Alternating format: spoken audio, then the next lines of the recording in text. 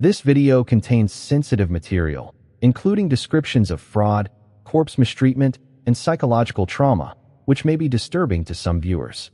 The story is fictional, intended for storytelling and educational purposes. Viewer discretion is advised, especially for those under 18 or sensitive to these topics. We are not responsible for any discomfort caused.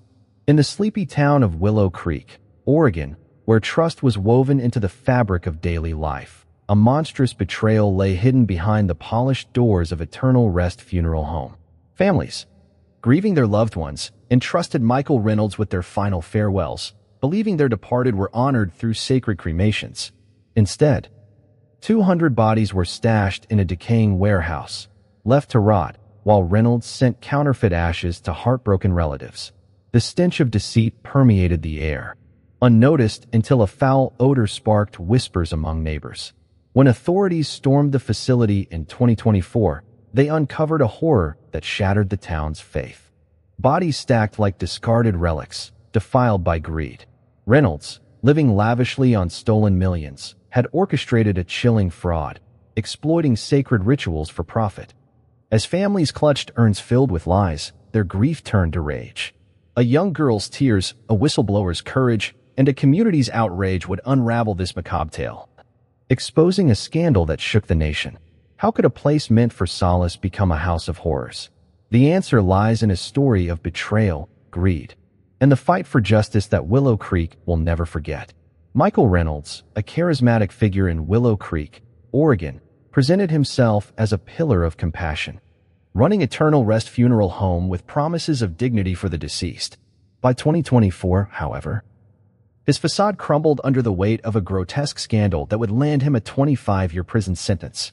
Convicted of concealing 200 bodies and defrauding grieving families, Reynolds' crimes stunned a community that once revered him.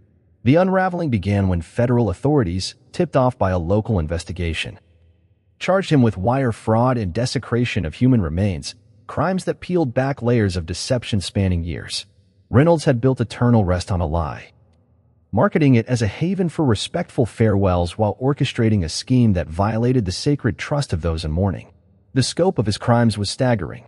From 2018 to 2023, Reynolds accepted payments for cremations he never performed, amassing a fortune while disrespecting the dead.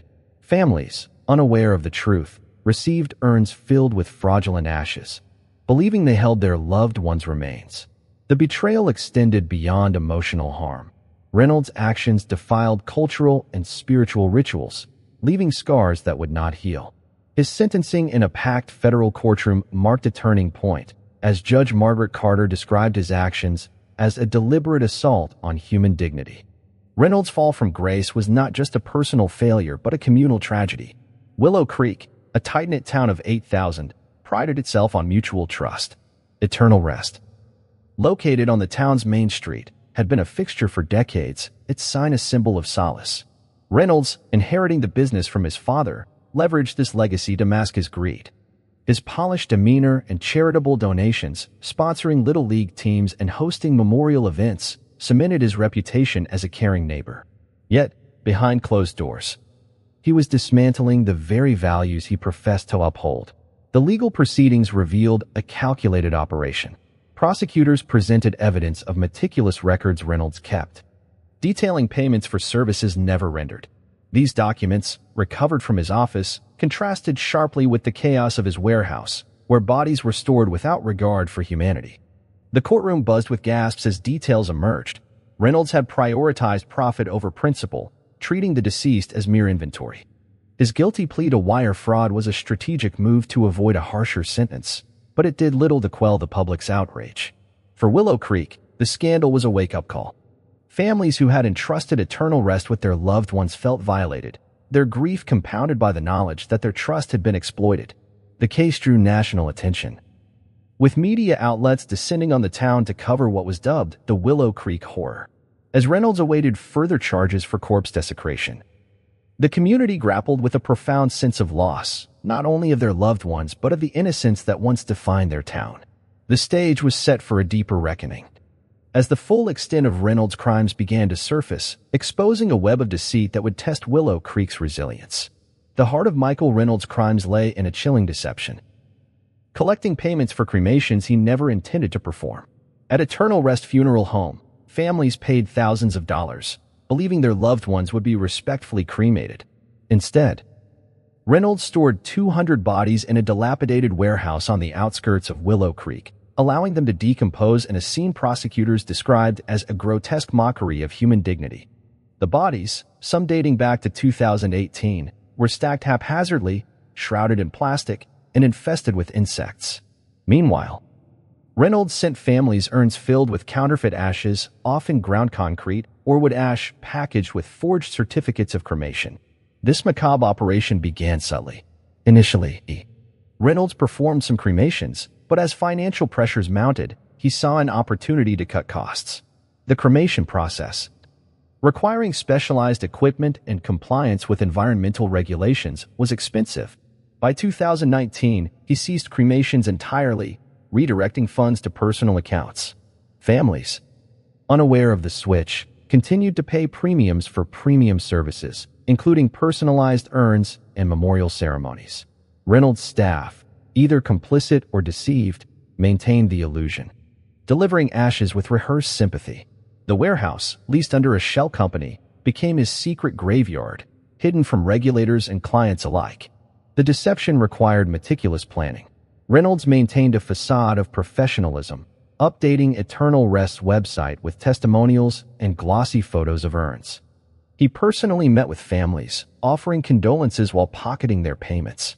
His records, later seized by authorities, showed he tracked each body's origin, ensuring no family received the wrong ashes.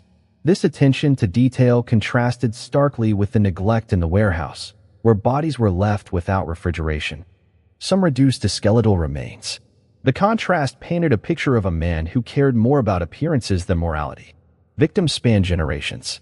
Elderly spouses, young accident victims, and even infants were among the desecrated. Families like the Harpers, who lost their patriarch in 2020, cherished the urn they received, unaware it contained no trace of their loved one. The emotional toll was incalculable. Many had scattered ashes in meaningful locations, only to learn their rituals were based on lies.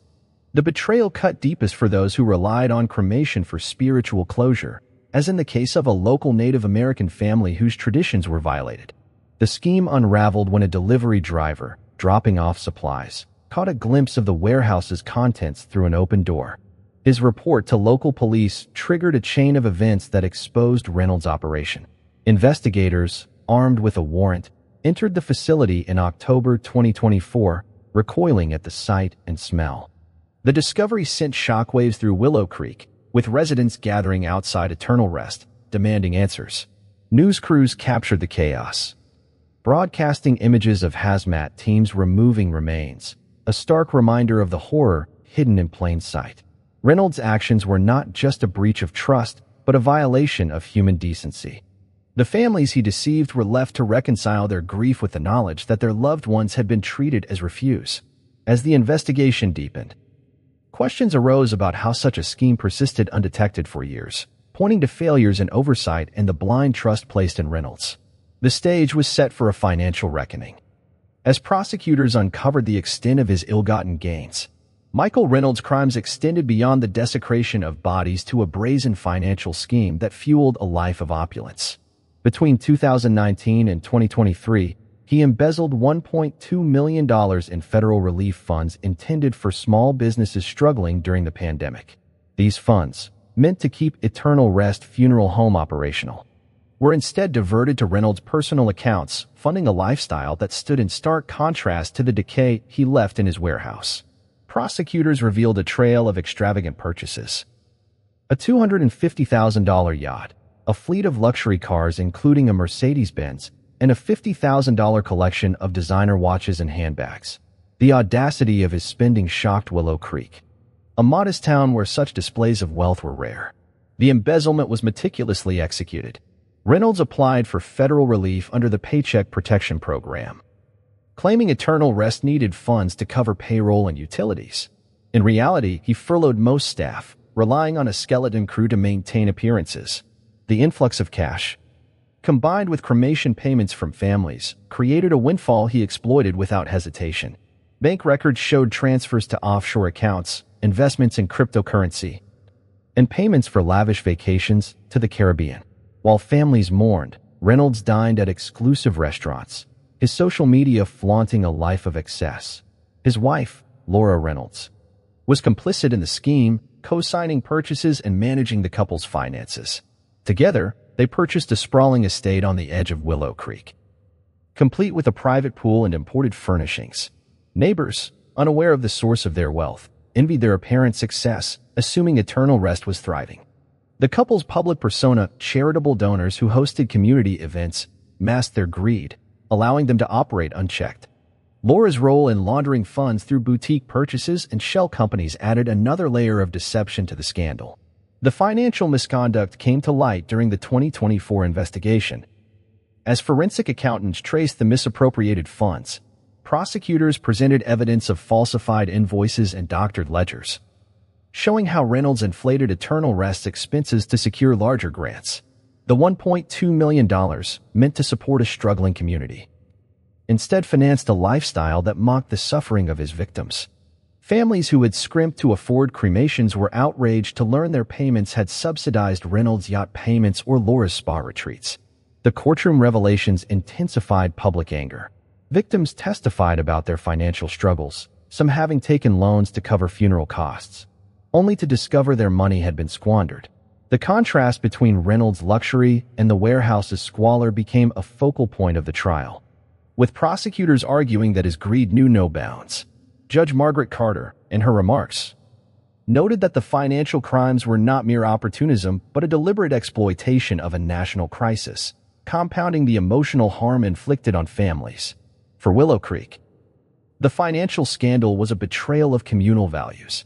The town, hit hard by the pandemic, had rallied to support local businesses, including Eternal Rest. The realization that Reynolds had siphoned public funds while desecrating their loved ones sparked a sense of collective shame. As the investigation widened, attention turned to how the community had missed the signs, setting the stage for a deeper exploration of the scandal's origins and the events that finally brought it to light. The exposure of Michael Reynolds' crimes began with a faint but persistent clue, a foul odor wafting from a nondescript warehouse on the outskirts of Willow Creek. By early 2024, residents near the facility, leased by Eternal Rest Funeral Home, reported a stench so overpowering it disrupted daily life. Dog walkers avoided the area, and children refused to play nearby. Initially dismissed as a sewer issue, the smell grew undeniable, prompting a concerned citizen, Tom Delaney, to alert local authorities.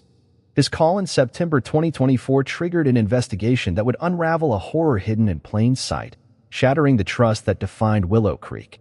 On October 3, 2024, sheriff's deputies, accompanied by health inspectors, entered the warehouse with a warrant. What they found defied comprehension. 200 bodies in various stages of decomposition, stacked like cordwood in a humid, unventilated space. Some were wrapped in plastic, others exposed, with insects swarming the remains. The scene, described in court as a nightmare made real, overwhelmed even seasoned officers. Hazmat teams were summoned, and the warehouse was sealed as a biohazard site. News of the discovery spread like wildfire, drawing crowds to the site, where shock turned to fury.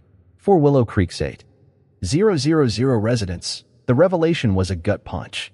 Eternal Rest, a cornerstone of the community, had been a place of solace for generations. Families recalled Michael Reynolds' warm handshakes and Laura's tearful embraces during memorial services, now exposed as performances in a cruel charade. The realization that loved ones, grandparents, siblings, children, had been denied dignity sparked a collective grief. Social media erupted with stories of urns now suspected to contain fraudulent ashes, as families questioned every interaction with the Reynoldses. The investigation revealed how the scheme evaded detection. The warehouse, located in an industrial zone, was rarely visited, its lease obscured through a shell company. Reynolds had bribed a local inspector to overlook violations, ensuring the facility remained off regulatory radar. Meanwhile, Eternal Rest's main office, with its polished mahogany and soothing music, maintained an impeccable facade. Staff, either unaware or silenced by fear, followed Reynolds' orders, delivering counterfeit ashes with rehearsed sincerity. The community's trust in local institutions, from health boards to funeral regulators, was shaken, prompting calls for accountability. Media descended on Willow Creek, broadcasting images of the warehouse and interviews with distraught families. The story dominated national headlines, with outlets like CNN labeling it America's funeral home horror. Public gatherings outside Eternal Rest turned into vigils, where residents lit candles for the desecrated.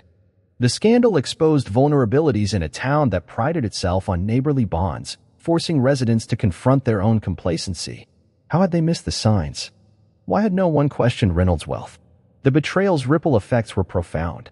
Churches and community centers hosted support groups for affected families, while local leaders faced pressure to explain regulatory failures. The discovery marked a turning point, galvanizing Willow Creek to seek justice. As authorities prepared to prosecute Reynolds, the focus shifted to the courtroom, where the full weight of his actions would be judged.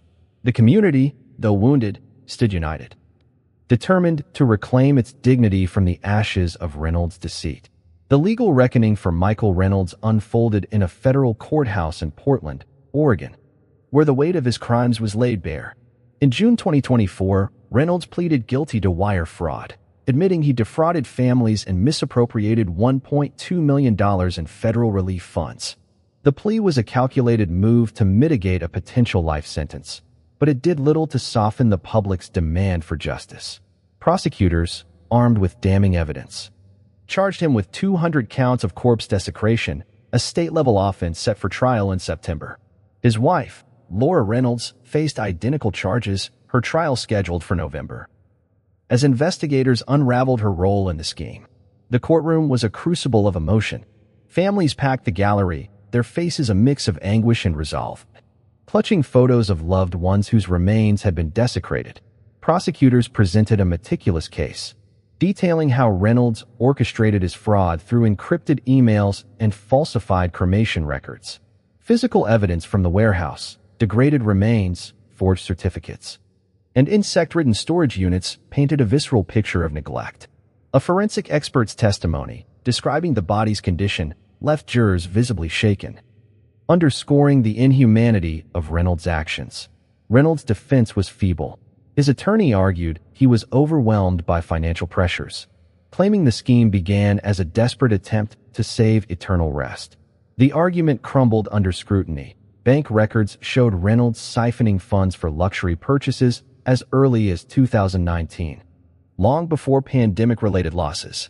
His guilty plea to wire fraud, while sparing him a federal trial, opened the door to state charges, where Oregon's strict laws on corpse abuse promised severe penalties.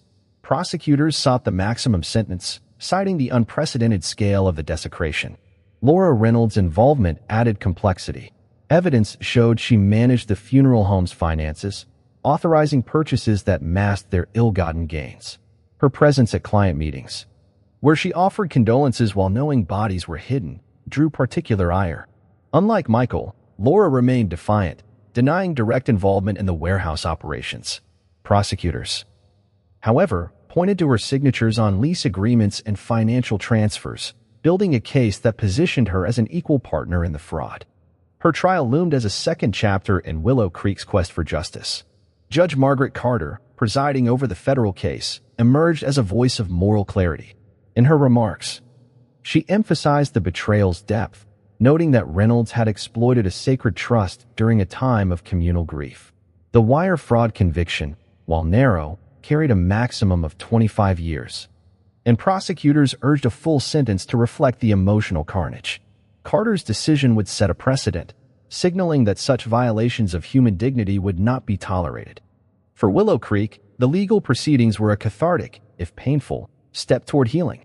Families found solace in the courtroom's transparency, though the state trial loomed as a reminder of unresolved wounds. Reynolds' imprisonment would not erase the trauma, but it offered a measure of accountability. As the community watched, the focus shifted to the sentencing, where Carter's ruling would crystallize the scandal's legacy, paving the way for a broader reckoning with the systems that allowed such a betrayal to fester.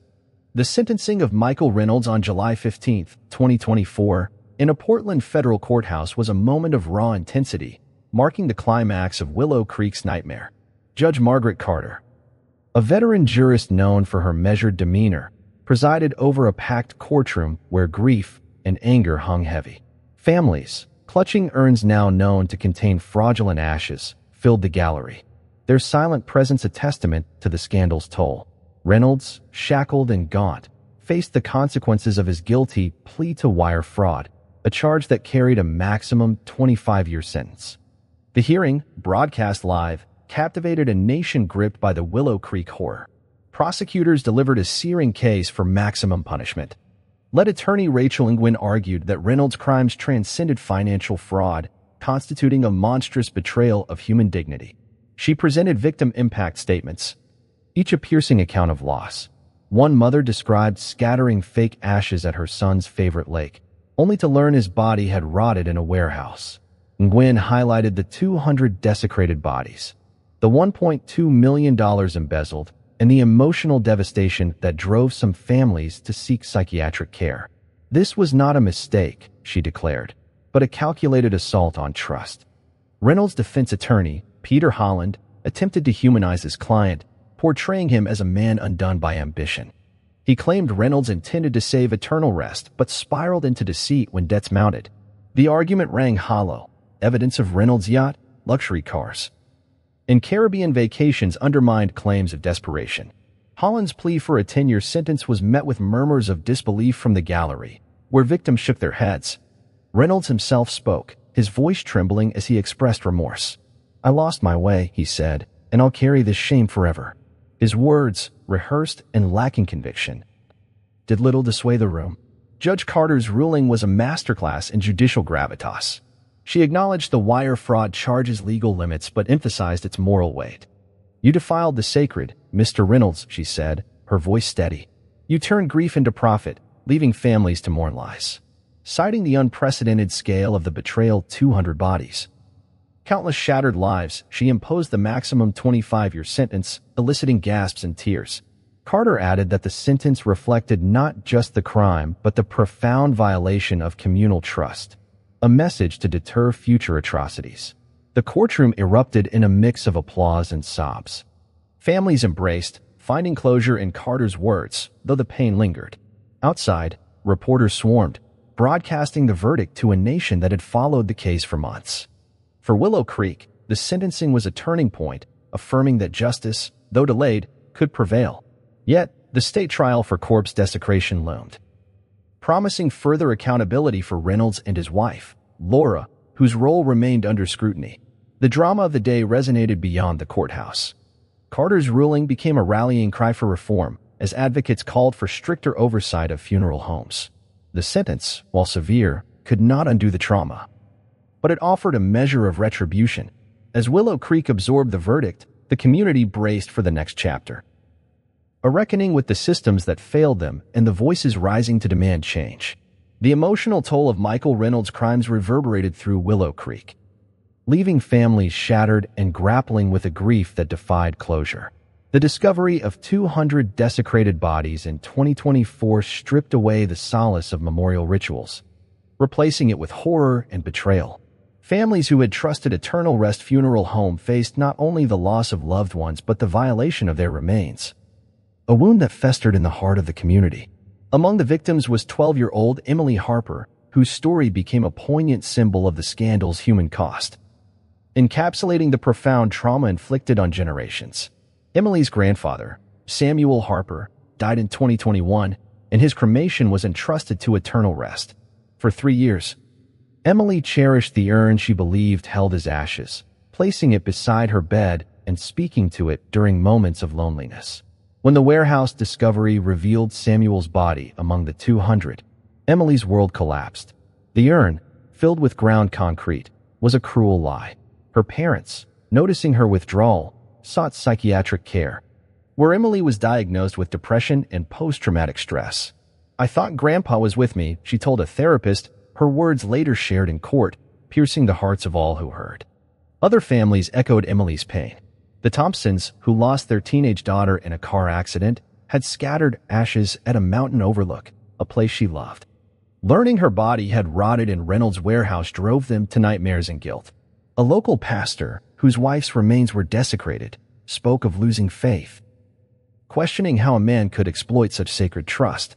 Support groups sprang up in Willow Creek's churches, where victims shared stories of sleepless nights and eroded trust in institutions. Some required medication, others turned to therapy, their lives irrevocably altered. The courtroom became a space for these voices. During Reynolds' sentencing, victims delivered impact statements that laid bare the scandal's toll. A widow described clutching an urn during lonely nights, only to learn it was a fraud. A father spoke of his son, a veteran, whose memory was defiled by Reynolds' greed. Each testimony underscored a shared trauma, the violation of rituals meant to honor the dead. Prosecutors noted that at least 50 families sought mental health treatment, with some contemplating suicide, a statistic that silenced the courtroom. The community's response was one of solidarity and sorrow. Vigils outside Eternal Rest drew hundreds, where candles illuminated tear-streaked faces.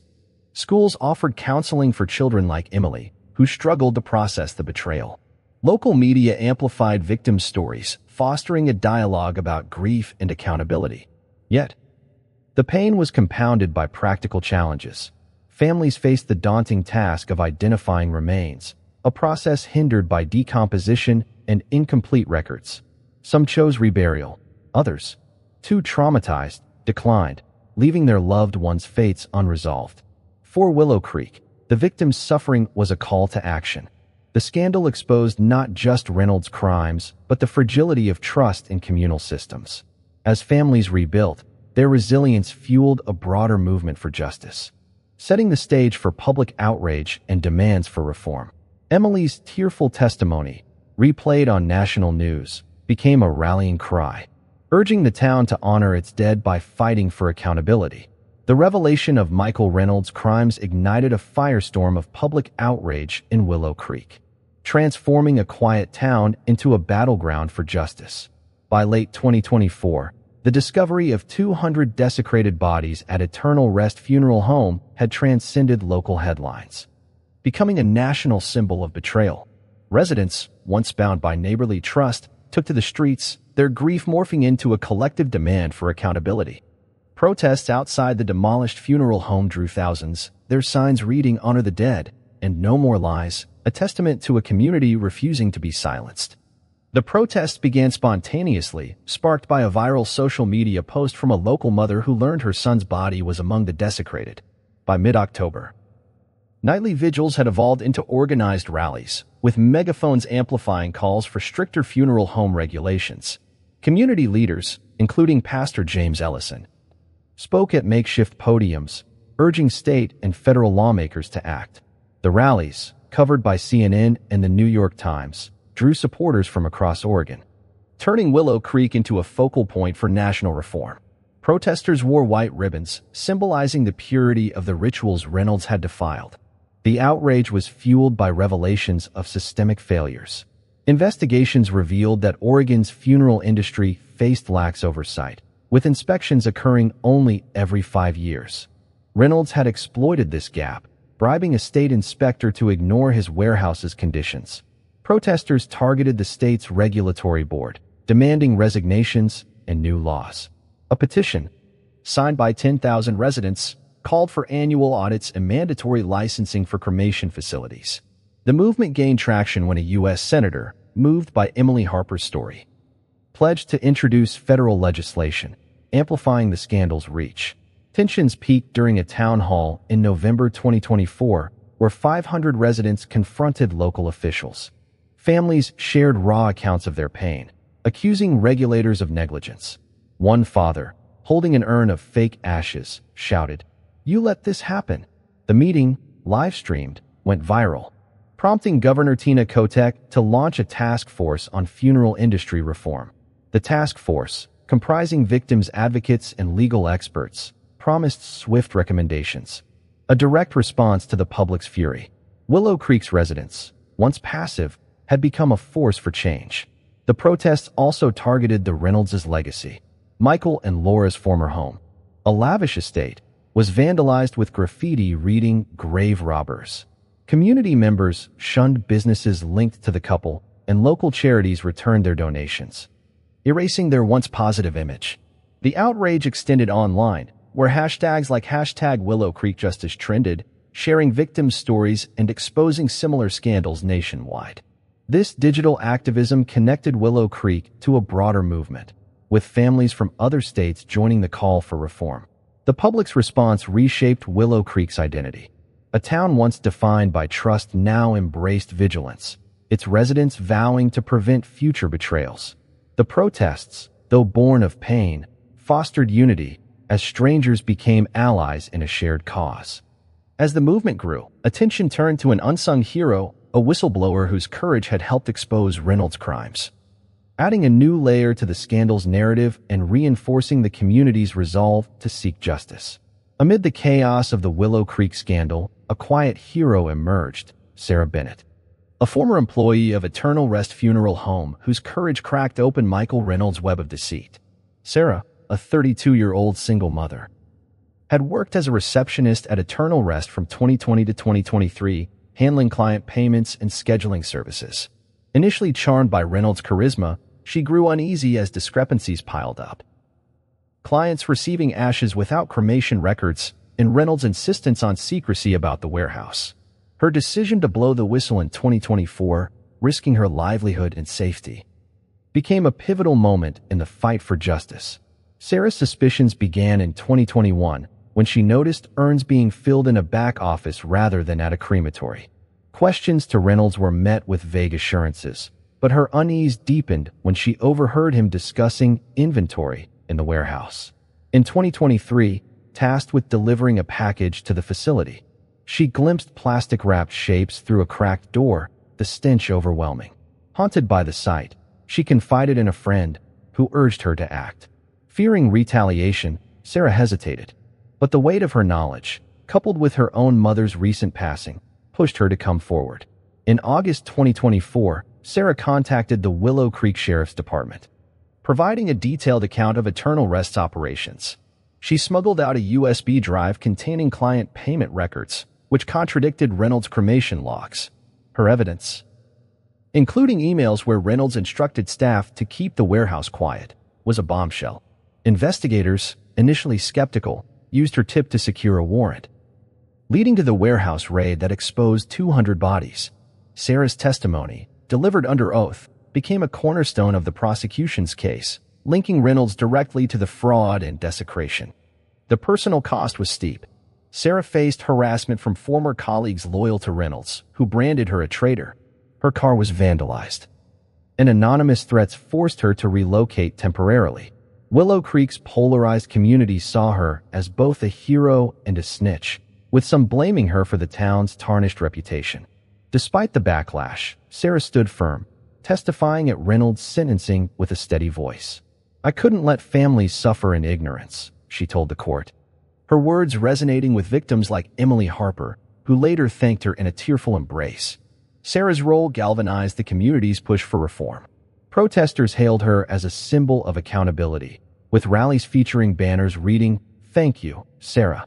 Her story, amplified by national media, inspired whistleblower protections and proposed funeral industry laws. Legal experts credited her evidence with accelerating Reynolds' guilty plea, preventing a prolonged trial. Sarah, though reluctant to embrace the spotlight, became a reluctant advocate, speaking at town halls about the need for transparency in death care. Her courage reframed the scandal's narrative, proving that one voice could challenge systemic betrayal. As Willow Creek mourned, Sarah's actions offered hope, showing that justice could emerge from chaos. Her legacy, intertwined with the town's fight, set the stage for the final chapter, a reckoning with the physical and symbolic remnants of Eternal Rest as the community sought closure and a path forward. The Willow Creek scandal left an indelible mark, culminating in the physical and symbolic destruction of Eternal Rest Funeral Home. In April 2025, the facility, once a beacon of solace, was demolished under the watchful eyes of residents. The site, cleared of its tainted legacy, was slated for a memorial garden, a community-driven project to honor the 200 desecrated. The demolition, broadcast live, marked a turning point, signaling Willow Creek's resolve to heal. Yet, the societal fallout, shattered trust, fractured institutions, and a tarnished reputation lingered. challenging the town to rebuild on the ashes of betrayal. The Reynolds' downfall was complete.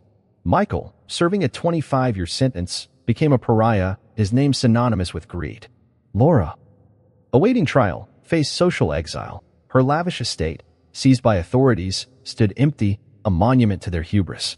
The couple's lifestyle, yachts, designer goods, and exotic vacations was dissected in court, condemned as a grotesque contrast to the warehouse's horrors. Prosecutors revealed they had spent $80,000 on a single parish trip while families mourned over fake ashes. This revelation fueled public contempt, with editorials branding them vultures of grief, a label that stuck. Willow Creek's institutions faced scrutiny. The state's Funeral Regulatory Board, exposed for lax oversight, underwent a leadership overhaul. New laws, spurred by protests, mandated annual inspections and criminal penalties for desecration. Nationally, the scandal prompted congressional hearings, with lawmakers citing Willow Creek as a cautionary tale. Local businesses suffered a trust deficit as residents questioned other establishments' integrity. The town's tourism, relying on its quaint charm, plummeted, with visitors avoiding a place now linked to horror. Economic recovery became a priority, with community leaders launching a Rebuild Willow Creek campaign. Families sought closure through action. Many, like the Harpers, participated in identifying remains, a grueling process aided by forensic teams. Some held private reburials, while others, too traumatized, opted for communal memorials. A candlelit ceremony in December 2024 drew 2,000 attendees, where names of the 200 were read aloud, reclaiming their dignity. Emily Harper, now 13, spoke at the event. Her voice steady as she honored her grandfather. Her resilience inspired donations for a victims fund, supporting mental health care for those affected. The scandal's legacy was dual. Pain and progress. Willow Creek's protests birthed a national movement for funeral industry reform, with 10 states adopting stricter laws by mid-2025. Sarah Bennett's whistleblowing inspired whistleblower protections, ensuring others could speak out safely. The town, though scarred, found strength and unity, with churches, schools, and civic groups fostering dialogue about trust and accountability. A documentary, The Willow Creek Betrayal, premiered at Sundance, amplifying victims' voices and cementing the scandal's place in American history. Closure, though incomplete, came through community. The Memorial Garden, set to open in 2026, promised a space for reflection, its design chosen by residents. Willow Creek's story, once defined by horror, began to shift toward redemption, a testament to resilience. As the town looked forward, it carried the weight of its past, determined to honor the dead by safeguarding the living, a mission rooted in the lessons of a betrayal that shook its soul. The Willow Creek scandal offers a searing lesson. Trust, though sacred, is fragile, and blind faith can invite betrayal. Michael Reynolds' crimes, desecrating 200 bodies, defrauding families, and embezzling millions, reveal the peril of unchecked power in trusted institutions. Funeral homes, meant to honor the dead, became a stage for greed, exposing how easily reverence can be exploited. The community's pain, from Emily Harper's trauma to the Thompsons' shattered rituals, underscores that trust must be tempered with vigilance. Systems, like Oregon's lax regulators, failed Willow Creek, but the town's response, protests, reform, and Sarah Bennett's courage proves that accountability can rebuild what deceit destroys. We learn that honoring the dead requires protecting the living, ensuring no one profits from grief. This lesson extends beyond Willow Creek. Every community relies on institutions, hospitals, schools, businesses that thrive on trust. The scandal teaches us to question, to demand transparency, and to hold leaders accountable. Blind trust in Reynolds allowed his crimes to fester. Active oversight could have stopped him sooner. We must cultivate a culture of inquiry, where whistleblowers like Sarah are empowered and victims' voices, like Emily's, are heard. Only through vigilance can we safeguard the values that bind us. Act now to prevent another Willow Creek. Advocate for transparency in funeral services by supporting laws for regular audits and strict licensing. Demand your state adopts Oregon's new regulations as a model. Share the stories of Willow Creek's victims on social media, in community forums, or with lawmakers to amplify their call for justice. Donate to victims' funds. like the one supporting Emily Harper's recovery to aid healing. If you suspect misconduct, report it, inspired by Sarah Bennett's bravery. Together, we can build systems that honor trust, ensuring no family mourns over lies. Let Willow Creek's pain be a catalyst for change. Start today for the living and the dead.